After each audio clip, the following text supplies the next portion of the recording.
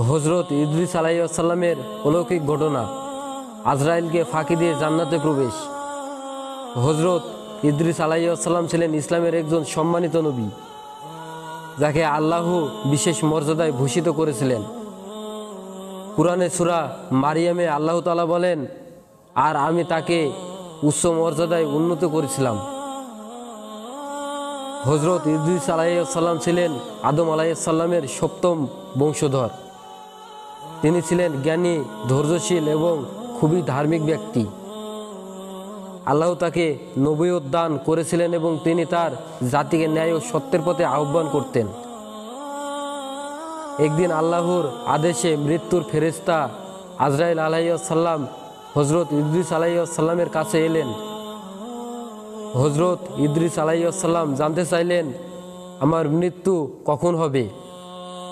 আজরাইল আলাইহিস সালাম বললেন, আল্লাহর হুকুম ছাড়া আমি কিছু বলতে পারবো না।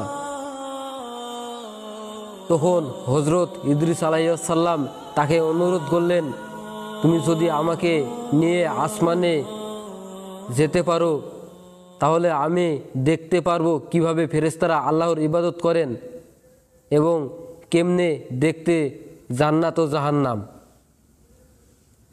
আজরাইল আলাইহিস সালাম আল্লাহর অনুমতি নিয়ে তাকে নিজের ডানায় তুলে আকাশের দিকে নিয়ে যেতে শুরু করলো।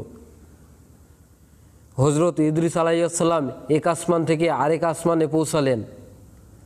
চতুর্থ আকাশে পৌঁছালে আজরাইল আলাইহিস সালাম আল্লাহর আদেশ পেলেন যে তিনি ইদ্রিস আলাইহিস সালামের আত্মা সেখানেই কবজ করবেন। আজরাইল আলাইহিস সালাম বিস্মিত হয়ে বললেন, হে আল্লাহ, ইদ্রিস আলাইহিস সালাম তো আমার কাছে জানতে চেয়েছিলেন কখন তার মৃত্যু হবে। আমি তো জানি না যে তার মৃত্যু এখানেই হবে। আল্লাহ বললেন, হ্যাঁ, আমি ইদ্রিস আলাইহিস সালামের মৃত্যু এখানে নির্ধারণ করেছি। এরপর আজরাইল আলাইহিস সালাম তার আত্মা কবজ করলেন। মৃত্যুর পর হজরত ইদ্রিস আলাইহিস সালামের রূহ জান্নাতে প্রবেশ করল।